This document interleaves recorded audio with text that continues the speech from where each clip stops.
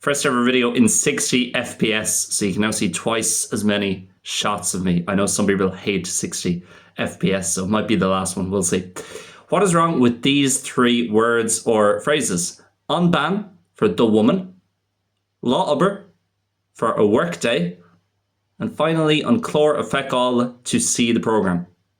Firstly, an ban should be an bhean, the woman. Any feminine noun that can take a H, which ban can because it begins with a B, will take that H after the definite article. You might be thinking, oh, that's so many to remember. But really, there's less feminine nouns than there are masculine nouns. And you'll also be using the same nouns all the time. And when you take out the ones that can't take a H, then you're not left with too many. Some of the most common ones would be woman. So an bhean for the woman.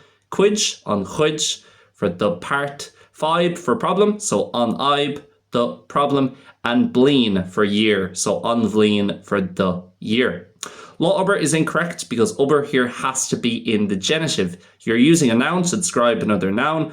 Or if you want to think about it in a different way, think about the day of work. And of or of the in English is normally your kind of catch or trigger word for genitive in Irish. So day of work, lá ibre for a work day.